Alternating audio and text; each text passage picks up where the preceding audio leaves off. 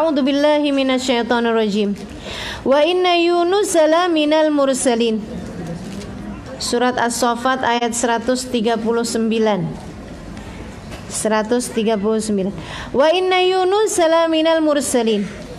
Wa inna Yunus, dan sesungguhnya Nabi Yunus, la minal mursalin, benar-benar salah satu dari para rasul-rasul, salah satu dari para utusan-utusan. Id abaqa ilal fulkil mashhun. Id abaq, ketika beliau kabur, ketika beliau lari dari kaumnya. Ketika beliau larinya itu belum tentu lari ya, maksudnya kabur, meninggalkan. Ilal fulkil mashhun, naik ke kapal yang penuh. Fasaham, beliau kemudian bergabung. Saham itu berarti dari kata-kata bahasa Arab ya ini ya. Kamu punya saham nggak di sini? Gitu kan ya, ada sahamnya. Fasahama, maka beliau bergabung di kapal tersebut. Wa kana minal mudhadin, dan beliau termasuk di antara orang-orang yang tenggelam. Faltaqamahu al-hut wa huwa mulim. Nah, ketika dia ditenggelamkan tadi itu, faltaqamahul hut, dia kemudian ditelan al-hut oleh ikan hut. Ikan hut itu ikan paus. Wa huwa mulim, dan dia dalam keadaan mulim, mencela dirinya sendiri, maksudnya menyalahkan dirinya sendiri. Falaula annahu minal musabbihin, andai saja dia tidak termasuk dari kelompok orang-orang yang bertasbih, andai saja dia tidak bertasbih, lalabitha fi batnihi, niscaya dia akan tinggal di perutnya ikan itu, ila yaumi yub'atsun, sampai hari dibangkitkan. Tapi karena dia bertasbih, dia pun dikeluarkan. Fanabadnahu bil ara, maka kami melemparkannya ketika keluar dari perut ikan itu, bil ara, di gurun pasir, di pantai tapi nggak ada pohon-pohonnya. Bil ara wa huwa saqim, dia dalam keadaan sakit. Wa ambatna, maka kami tumbuhkan alaihi, untuk Nabi Allah Yunus, syajaratan, tanaman, min yaqtin, dari pohon yaqtin. Wa arsalnahu ila mi'ati alfin aw yazidun, kembali kami utus dia kepada 100.000 orang, aw yazidun, atau lebih, kembali kepada kaumnya. Fa amanu, mereka kemudian beriman. Famatta'nahum ilahin, kami bahagiakan, kami senangkan, kami damaikan negerinya, ilahin, sampai pada waktu yang telah ditentukan. Nainawi namanya, Nainawa tempatnya, Nainawi, orang yang tinggal di Nainawa. Nama daerahnya tempat Nabi Allah Yunus bin Matta diutus. Teman-teman sekalian saya muliakan, dicatat siapa tahu keluar ujian. Jadi ada sebuah kampung, sebuah kota yang sangat damai, namanya Nainawa. Di sanalah Nabi Yunus tinggal. Beliau tinggal, dibesarkan di keluarga yang baik, bersama dengan masyarakat yang saling kenal satu sama lain. Kemudian satu hari Allah Subhanahu wa taala mengutus Nabi Allah Yunus, maksudnya diturunkan wahyu kepada Nabi Yunus, mengajak kaumnya untuk beriman. Orang Nainawa nih baik-baik teman-teman sekalian, tapi diajakin beriman kagak mau ikut. Megelin gak? Gitu ya. Tapi baik-baik, maksudnya perlakuannya kepada Nabi Yunus. Itu kan ada kaum-kaum yang lain-lain tuh kan, ada yang nabinya dilempar, ada yang nabinya dikucilkan, ada yang nabinya didebatin, ada yang ini enggak gitu. Jadi kalau Nabi Yunus ngomong, mereka tapi beriman kagak. Gitu kan ya. Sampai setahun, 2 tahun, 3 tahun, lama-lama Nabi Yunus nih kayaknya enggak ada prospek nih di Nainawa. nggak ada hasil nih di Nainawa. Saya ngajakin orang beriman hari demi hari, hari demi hari, kagak ada yang ikut. Kayaknya nggak cocok. Mereka tahu saya dari kecil. Biasanya emang suka rada susah diikutin ya, kalau tahu kecilnya, gitu kan. Jadi ini Nabi Yunus merasanya, ini jangan-jangan orang-orang ini karena tahu saya dari kecil, gitu kan, kenal saya dari kecil gitu. Jadi mereka kayak yang keponakan kita, Yunus ponakan kita, gitu kan ya. Yunus sepupu kita, Yunus abang kita, adik-adiknya. Jadi kayak deket banget sehingga pas dibilang bahwa dia Rasul, kagak nggak percaya gitu. Ponakan kita Nabi, nggak mungkin. Petani iya, Nabi nggak mungkin gitu. Teman-teman sekalian, Nabi Yunus akhirnya kemudian merasa nih kayaknya saya perlu berinisiatif, nyari jalan keluar. Gimana ya? Melebarkan sayap aja dah. Tinggalin Nainawa, saya berdakwah di tempat yang lain. Nah ini teman-teman sekalian, kita belajar dari Nabi Yunus ini satu hal ya. Jangan nyari jalan keluar seenak akal pikiranmu sendiri. Apa-apa itu diistikharowin. Jangan mikir seenak-enakmu sendiri. Kayaknya bagusnya begini, kayaknya bagusnya begini. Yang dicari bukan bagus menurutmu, akan tetapi menurut Allah. Teman-teman saudaraku sekalian, kita nggak bisa milih. Sebab bukan pilihan. Ada banyak hal dalam hidup kita nih bentuknya bukan pilihan. Jadi kemudian kalaupun pilihan juga gitu ya, kita nggak tahu yang mana yang baik. Makanya kalau doa itu jangan suka ngatur. Kalau minta sama Allah jangan suka ngatur. Ya Allah, jodohkan saya sama fulan. Ya Allah, kalau ternyata dia bukan jodoh saya, carikan saya orang yang kayak fulan. Mukanya, orangnya, akhlaknya, pendidikannya. Ya Allah, daripada repot-repot fulan aja dah. Maksa tuh ya. Jangan gitu. Ya Allah, masukkan anakku di universitas ini. Itu maksa tuh. Gimana coba? Kamu gak pernah tahu yang mana yang baik buat anakmu, yang mana yang baik buat dirimu. Kamu gak pernah tahu, teman-teman sekalian. Gak tahu kita. Karenanya apa-apa beristikharah. Jangan jauh-jauh dari istikharah. Bahkan ketika ada yang nanya sama saya, Ustazah ini udah mantep nih, saya udah mantep mau kawin sama dia, dia juga udah mantep mau kawin sama saya, keluarga kami udah setuju, keluarga dia udah setuju. Gimana Ustazah? Perlu istikharah apa enggak? Perlu, saya bilang. Kenapa gitu Ustazah? Karena yang dicari bukan mantapmu, tapi mantapnya Allah. Yang dicari bukan maumu, tapi maunya Allah. Asa antakrahu syai'an wa huwa khairul lakum. Berapa banyak kamu membenci sesuatu, nggak kepengen sama sesuatu, ternyata sesuatu tersebut baik bagimu. Asa an tuhibbu syai'an wa huwa syarrul lakum. Berapa banyak hal yang kamu menyukainya, ternyata itu adalah buruk bagimu. Nabi Yunus pikir, daripada nggak dipercaya sama orang di Nainawa, daripada kemudian orang-orang nggak pada beriman sama saya tinggalin aja dah kaum saya nih, nyari kaum yang lain. Itu sepemikirannya Nabi Allah Yunus alaihissalam. Kelihatannya bijak, tapi yang dicari bukan bijaknya akal kita, teman-teman saudaraku sekalian. Yang dicari bukan benar versi kita. Sebab yang menurut kita benar, menurut Allah belum tentu. Gitu kan ya? Beristikharahlah. Minta bimbingan sama Allah. Ya Allah, ini bagusnya gimana ya Allah, gitu. Ustazah boleh gak sih istikharah jodoh padahal belum ada yang lamar? Itu sama aja kayak booking gedung belum ada yang minta. Udah booking gedungnya, udah bikin undangannya, yang bagian laki-lakinya dikosongin namanya. Yang ngapain gitu ya?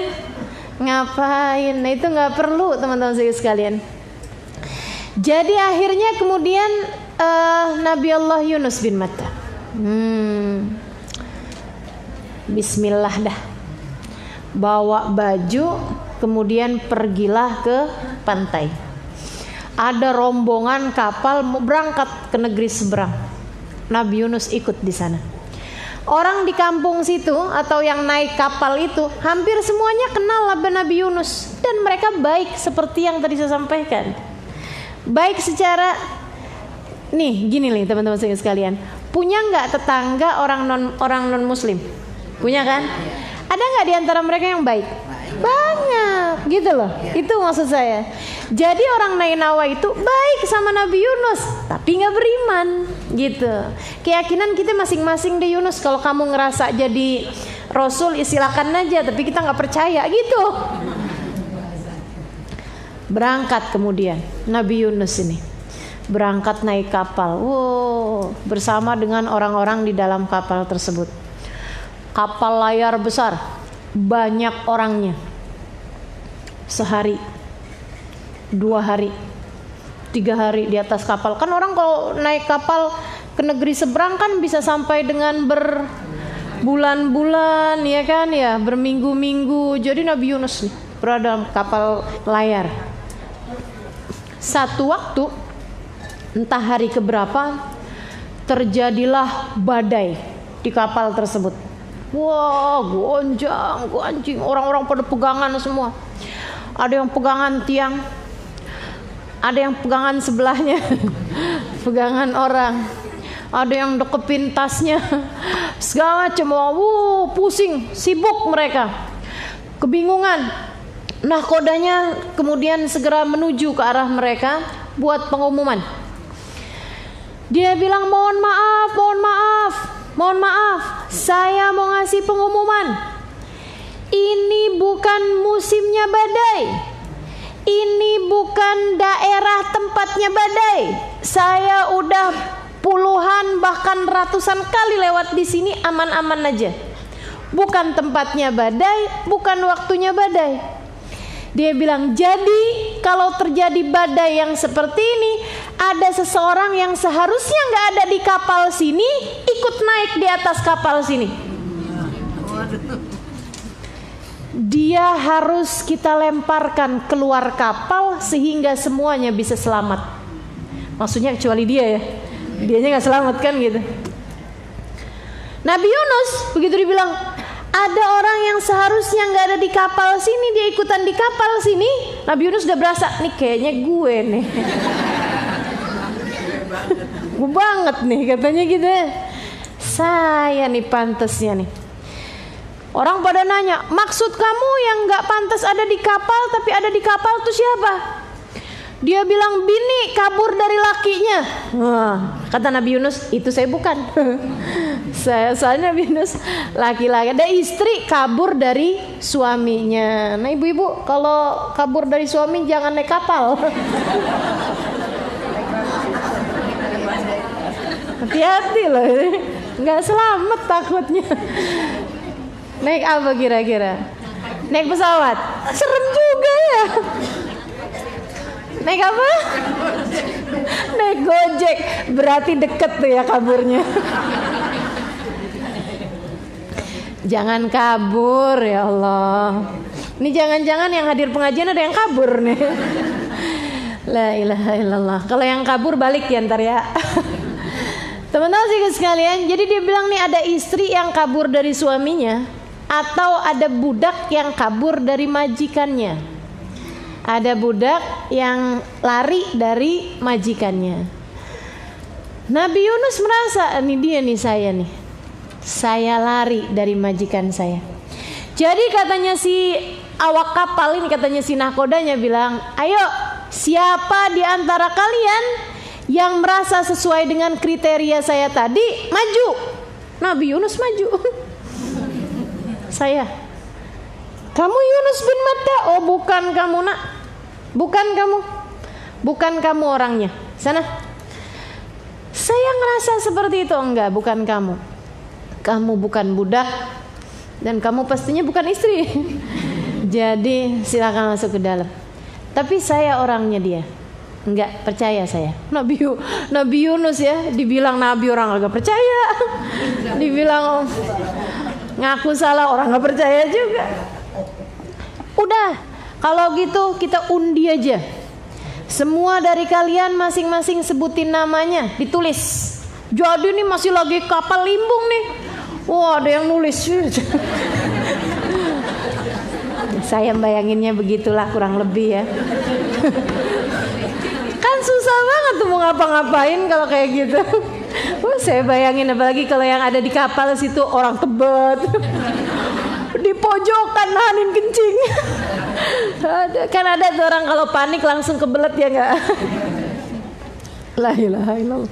Akhirnya kemudian dimasukkanlah nama-nama tersebut di dalam sebuah tempat untuk diundi. Saudara sekalian saya muliakan, diundilah kemudian. Set dikocok, dibuka, kemudian Yunus bin Matta. Kata Nabi Yunus, apa gue kate? Apa saya bilang? Oh nggak mungkin nih, salah nih kayaknya. Udah masukin lagi, kocok lagi yang benar, kocok lagi. Keluar lagi yang kedua, Yunus bin Matta. Nabi Yunus tambah mepet ke pinggiran. Dia bilang sekali lagi untuk memastikan. Kocok lagi, set keluar Yunus bin Matta. Itu saat-saat lagi ngocok-ngocok begitu, Allah utuskan seekor hut, seekor ikan paus yang sangat besar sekali. Sana lagi jemput Yunus. Badannya gede banget kan. Itu dia lewat di tengah lautan aja kayak bikin gempa gitu. Wow, Masya Allah. Sampai ketika kemudian 3 kali dikocok, keluarlah Yunus bin Matta. Nabi Yunus pun diangkat, dilemparkan. Pas barengan Nabi Yunus dilemparkan, ikannya kemudian buka mulutnya, masuk, blebek. Ya Allah. Harus ada efeknya ya di belakang. Jadilah Nabi Yunus di dalam perut ikan. Ya Allah, pasti enggak nyaman. Nih teman-teman, yang lagi pada pusing-pusing segala urusan, yang lagi ada masalah dalam kehidupan, merasa dunia seperti sempit, merasa seperti enggak punya jalan keluar, ingat-ingatlah kisah ini.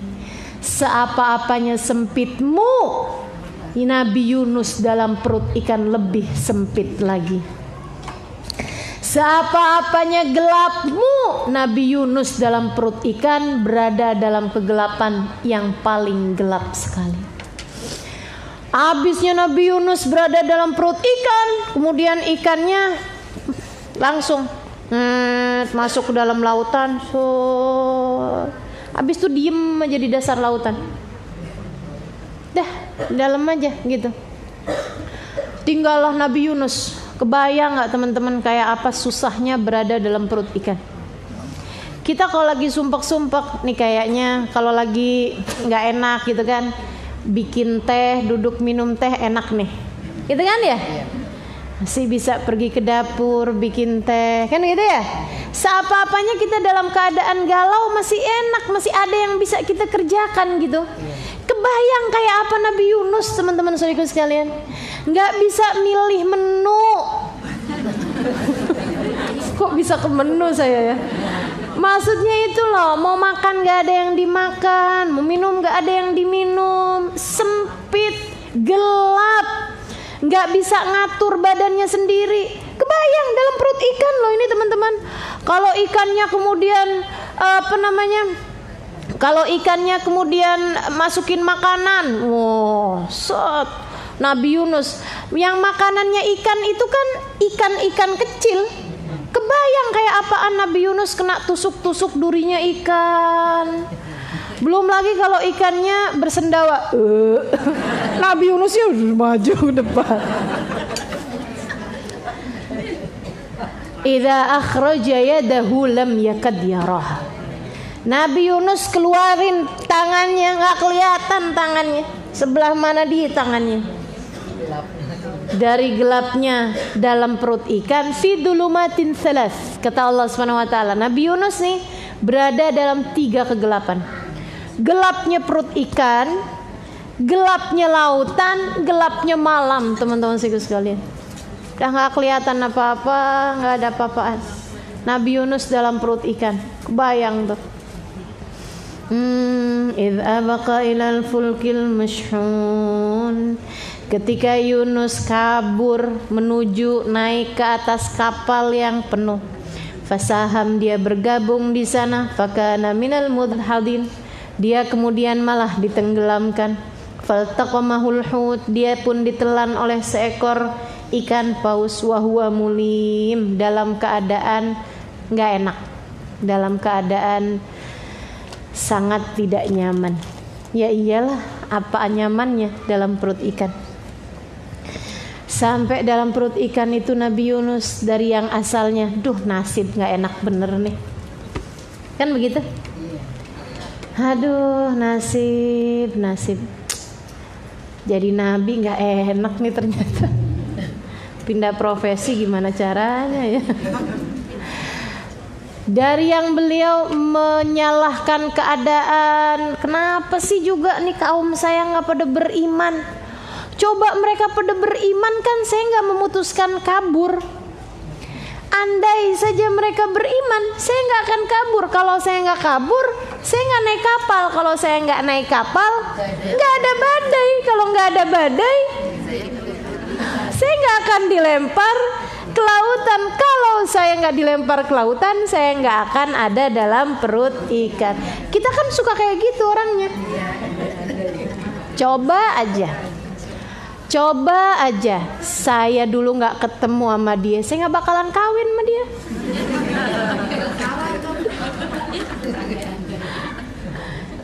Ya Allah, kita nggak tahu bahwasanya nasib kita sudah tertulis dalam Lauhil Mahfuz. Semuanya ada pembelajaran buat kita sekalian, teman-teman saudaraku sekalian.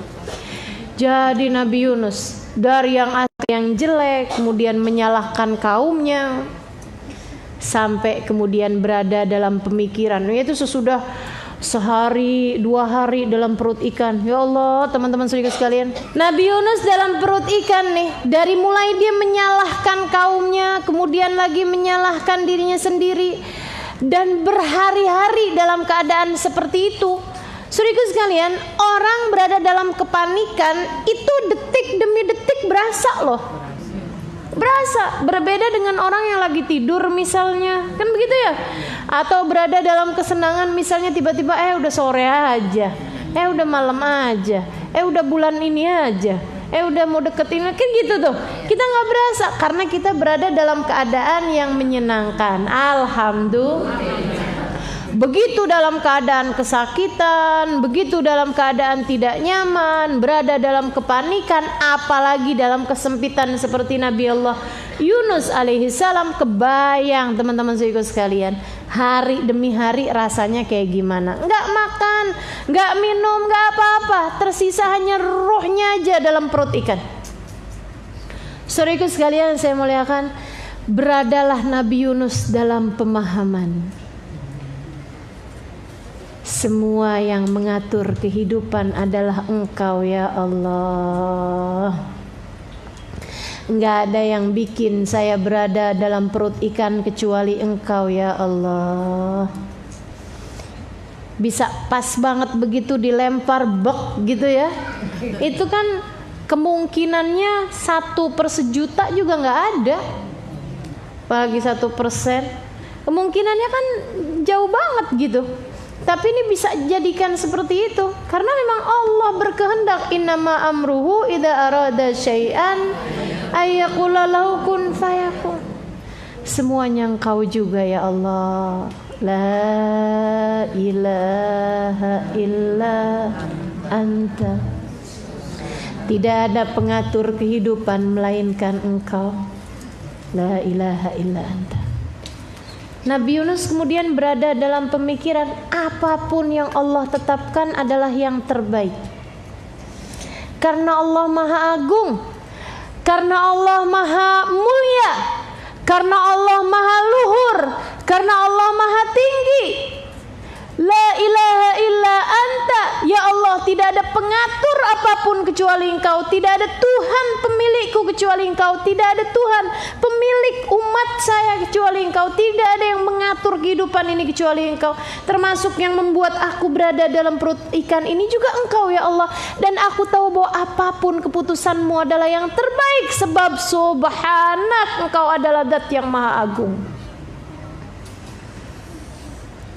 Inni kuntu minadh dhalimin.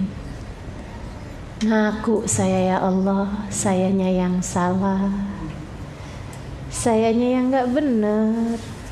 Diutus kepada orang Nainawa, malah saya mikir-mikir sendiri mau cari umat yang lain. Saya nih ya ampun, jadi hamba kayak begini amat, gak benar saya ya Allah. Inni kuntu minadh dhalimin. Aku mengakui bahwa aku adalah seorang hamba yang zalim, seorang hamba yang berbuat salah, seorang hamba yang tidak mengerti apa yang seharusnya dilakukan. Saya yang bodoh, saya yang naif, saya yang jahil, saya yang durhaka, saya yang tidak patuh, saya yang salah, saya yang berdosa. La ilaha illa anta subhanaka inni kuntu. Teman-teman sekalian, seperti yang tadi saya sampaikan, belajar dari Nabi Yunus yang pertama adalah bahwa jangan suka nyari jalan keluar semaumu sendiri. Tanya sama Allah Subhanahu wa taala, ini jalan keluarnya gimana ya Allah? Beristikharahlah, berdoalah, minta dikasih jalan keluar, minta dikasih pilihan-pilihan yang terbaik. Kan begitu kan? Saudara sekalian saya muliakan, pahami itu. Itu yang pertama. Kalau kita mikir jalan keluar kita sendiri, suka salah-salah kita. Karena akal pikiran kita nih kerdil, teman-teman saudara sekalian. Kita nggak cukup pinter untuk memikirkan hikmah di balik setiap kejadian, nggak cukup ngerti kita. Jadi minta sama Zat yang Maha Mengerti untuk memberitahukan kepadamu. Apa-apaan nanya sama Allah Subhanahu wa taala, apa-apaan minta sama Allah buat dikasih yang terbaik. Jangan suka ngatur Allah. Itu satu. Kemudian dari Nabi Yunus, ini kita belajar tentang jalan keluar yang benar. Teman-teman sekalian, dalam hidup kita pasti sama Allah Subhanahu wa taala dikasih pembelajaran-pembelajaran, walaupun skalanya enggak dengan dimasukkan ke dalam perut ikan seperti Nabi Yunus. Tapi pasti dalam hidup kita nih ada permasalahan-permasalahan yang membuat kita berada dalam keadaan yang tidak nyaman. Gitu kan ya? Rumah tangga yang saling ribut, suami sama istri, anak sama orang tua yang bergaduh, yang berantem. Kemudian lagi kamu menghadapi anakmu juga, anak yang kemudian memikirkan untuk kabur dari rumah. Kita sebagai ibunya pegel, kan begitu tuh. Ada aja dalam kehidupan ini segala macam permasalahan. Belum lagi dirimu dengan suamimu, ketika kamu mendapati ternyata suamimu buka cabang tempat yang lain misalnya gitu. Ada banyak hal dalam kehidupan yang terjadi tidak seperti inginmu, bukan begitu? Kan gitu? Pasti nih ibu-ibu langsung iya begitu habis saya bilang urusan buka cabang. Khair insyaallah. Teman-teman sekalian saya muliakan, ada banyak kejadian dalam kehidupan kita terjadi tidak seperti yang kita mau, terjadi tidak seperti yang kita inginkan. Begitu kan ya? Ada aja dalam kehidupan ini. Fahamilah makna la ilaha illa anta subhanaka inni kuntu minadh dhalimin. Itu 3 hal tersebut. adalah kunci, teman-teman saudara sekalian. Allah akan memberikan kepadamu seindah-indah jalan keluar. Apa itu? Yang pertama, fahamilah pengatur kehidupan Allah satu. Kamu diberi kayak gitu, Allah yang ngatur. Bukan, wah ini nih karena saya andai nggak begini nih saya nggak bakalan begini, andai nggak ini, ada aja. Nggak gitu saudaraku sekalian, nggak kayak begitu. Bahkan ketika ada orang meninggal dunia, bukan karena sesuatu, memang semuanya udah aturan dari Allah Subhanahu Wa Taala. Nggak akan, kalau aja dia begini, palingan dia masih hidup. Nggak gitu. Andai dia nggak sakit, dia masih hidup. Nggak ada ceritanya. Justru karena dia harus meninggal dunia, Allah kasih penyebabnya. Umurnya, ajalnya, semuanya udah ditetapkan sama Allah Subhanahu Wa Taala. Dan itu ya teman-teman sekalian, menyalah-nyalahkan keadaan, menyalah-nyalahkan nasib, menyalah-nyalahkan diri sendiri adalah seburuk-buruk penyesalan dan membuat kehidupanmu menjadi sangat-sangat tidak nyaman. Itu puncak segala depresi. Penyebabnya depresi itu.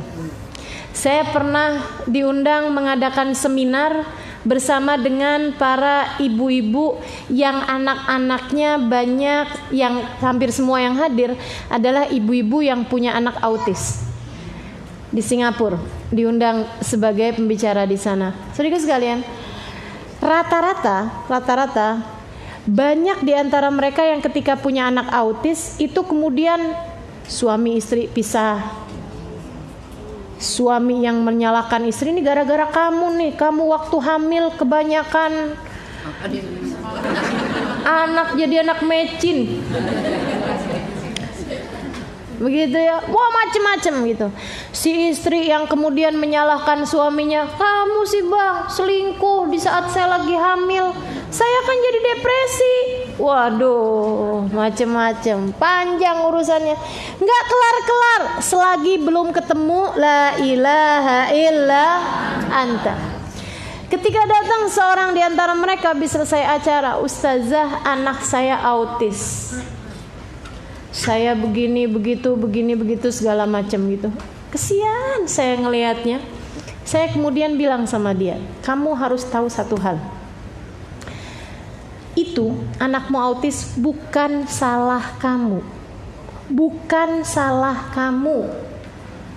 Tapi ustazah saya enggak ada. Semuanya adalah aturan dari Allah Subhanahu wa taala.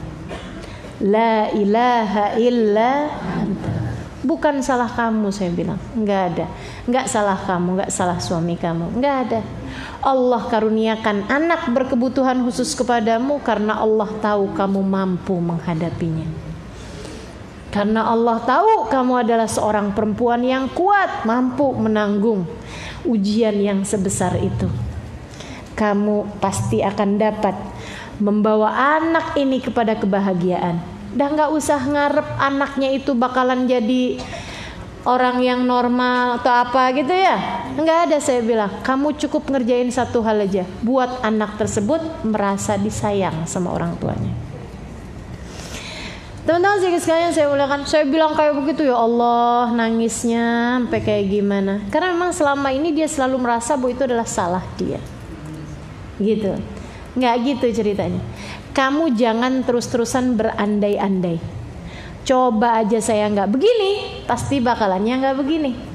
Kalau saya begini, pasti bakalannya begini. Nggak ada ceritanya, saudaraku sekalian, nggak ada ceritanya. Itu benar-benar murni Allah Subhanahu Wa Taala punya aturan. La ilaha illa anta. Kalau kamu terus-terusan coba nggak begini, saya nggak bakalan begini. Jadinya stres, teman-teman saudaraku sekalian. Ada orang tuh kepengenan jadi polisi, kemudian nggak jadi, akhirnya kemana-mana pakai seragam polisi. Lihat orang di rumah sakit jiwa tuh, apa menurutmu sebabnya? Kalau tidak karena tidak terima dengan keputusan Allah, lupa bahwa itu semuanya adalah kehendak dari Allah. Ada yang kemana-mana bawain guling, dikirain anaknya gitu ya, tenang nak, karena pernah kebakaran rumahnya, Dia kemudian mau menyelamatkan anaknya, keliru, dibawanya guling. Itu memang sesuatu hal yang tekanan berat, ujian yang sangat berat. Tapi teman-teman saudaraku sekalian yang saya muliakan, yaitu sekali lagi kita mesti ingat-ingat makna la ilaha illa anta. Enggak ada sesuatu terjadi kecuali semuanya adalah aturan dari Allah, sebab tidak ada Tuhan pengatur kehidupan kecuali Allah Subhanahu wa taala. Balikin sama Allah, balikin sama Allah. Gitu ya. Dan mohon maaf ya, menjadi gila itu juga salah satu dari rahmatnya Allah. Ketika Allah lihat nih kesian hidupnya. Jadi orang normal menderita mulu, digilain aja biar bahagia. Orang gila bahagia-bahagia. Betul nggak? Makanya jangan suka sedih ya. Takutnya gila. Ada kapan waktu itu saya dengar seorang kiai bikin pondok pesantren khusus buat orang gila. Ini keren ya. Luar biasa. Dia kalau manggil santrinya bukan namanya. Dia manggilnya gini, Sunan Giri. Karena ada tuh yang merasa dirinya Sunan Giri. Datang. Sunan Kalijogo. Tak ada yang merasa dirinya Sunan Kalijogo. Ada satu enggak ini. Kamu kok enggak? Saya Nabi Muhammad. Iya. Ya Allah, ya Allah. Jadi teman-teman sekalian, fahami makna la ilaha illa anta. Katanya Imam Al-Haddad dalam salah satu qasidahnya, laulam lima qauludil hamaq. Andai jika aja kata-kata seperti itu adalah qauludil hamaq, ucapan orang bodoh, ucapan orang yang nggak ngerti makna la ilaha illa anta. Nggak ada penentu apapun kecuali Allah, kecuali Allah. Subhanak, fahami makna yang keduanya. Apapun keputusan Allah adalah yang terbaik. Sebab Allah adalah zat yang maha agung, maha suci, maha mulia. Teman-teman saudaraku sekalian yang saya muliakan, dokter aja kalau profesional dia tahu persis kok ini pasiennya nggak boleh kena ini, nanti kalau ini begini, kan begitu tuh. Iya. Lah menurutmu profesionalan mana manusia makhluk dengan Allah Subhanahu wa taala sang pencipta? Maka jangan pernah nyalah-nyalahin keputusan Allah. Yang Allah kasih adalah yang terbaik. Ya Allah, kenapa sih saya dikasih hidung segini doang? Malu saya, Allah, tiap ngaca nih hidung apa kutil. Gak ada teman-teman sekalian. Apapun keputusan Allah adalah yang terbaik. Mungkin kamu kalau dikasih cakep nanti jadi sombong, jadi perempuan yang gak bener, kan gitu ya. Jadi orang yang salah-salah mengambil keputusan macam-macam. Jadi udah apapun aja disyukuri. Subhanak, maha agung engkau ya Allah, maha mulia engkau ya Allah. Apapun yang kau putuskan adalah yang terbaik. Kemudian perkara ketiga yang mesti kita ingat-ingat setiap kali kita ditimpa satu musibah, hal yang tidak menyenangkan terjadi, sesuatu tidak terjadi seperti yang kita mau. Inni kuntu minadh dhalimin. Akuilah salahmu. Datanglah kepada Allah dengan bertaubat. Mintalah kepadanya agar tidak meninggalkanmu bersama segenap dosa demi dosa yang telah kamu lakukan itu. Inni kuntu minadh dhalimin. Dosaku telah begitu banyaknya ya Allah. Ini saya yang salah ya Allah. Saya yang gak benar ya Allah. Saya yang kurang ilmu, saya yang naif, saya yang kerdil gitu. Saudaraku sekalian saya muliakan, ya Allah, maafkan hambamu ini, tolong bimbing, tolong pandu ya Allah, tolong genggam tanganku menuju jalanmu ya Allah. Jangan pernah tinggalkan aku, jangan pernah jauh-jauh dariku ya Allah. Ya Allah, ampuni segenap dosa-dosaku.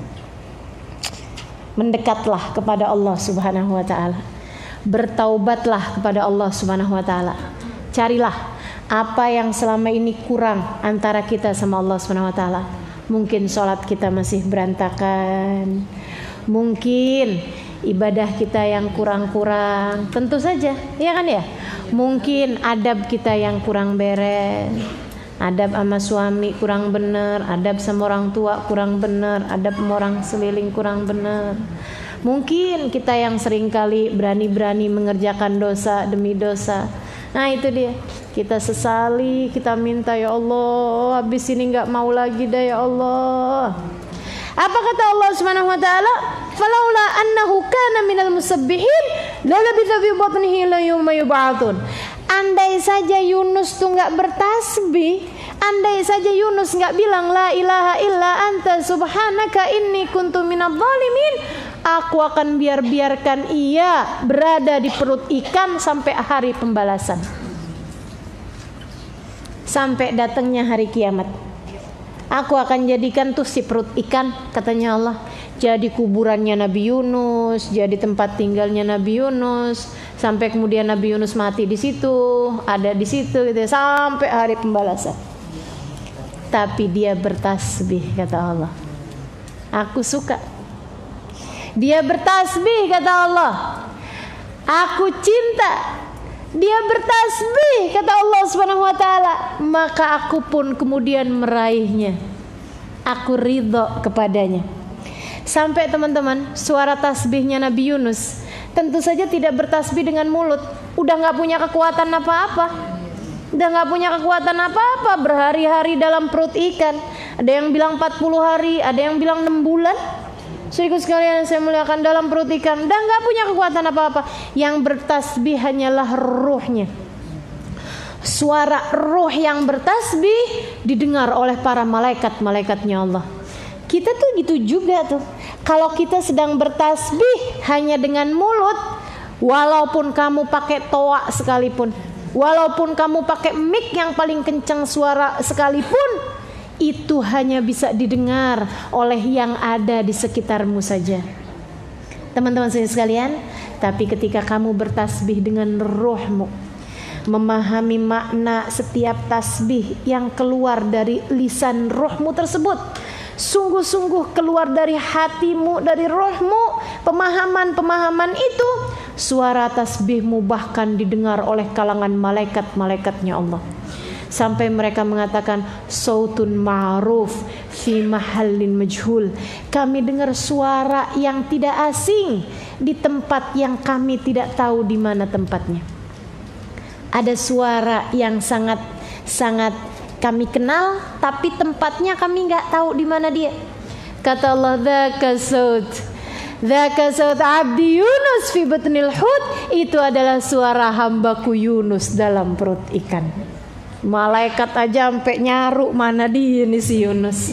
Teman-teman sekalian yang saya muliakan, sampai kemudian sesudah entah berapa banyak suara tasbih Nabi Yunus membuat Allah Subhanahu wa taala ridha kepadanya, membuat Allah Subhanahu wa taala cinta kepadanya, Allah kemudian dah waktunya keluar sekarang. Allah bikin si ikannya itu kemudian mual.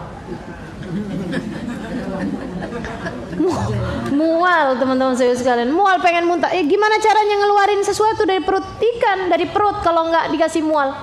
Kan kita mual dulu baru muntah kan. Jadi mual, waduh, kelimpungan. Wah, ini yang di dalam perutnya harus keluar nih. Waduh, ikannya kemudian gerak dari dalam perut bumi ya, dari bawah dasar lautan, kemudian bergerak menuju daratan. Waduh, jauh sekali, berjam-jam lamanya, sampai ketika nyampe di daratan dia buka perutnya, kemudian keluarlah perut ikan tersebut, muntahlah si ikan itu dan mengeluarkan Nabi Yunus di dalamnya. Belek.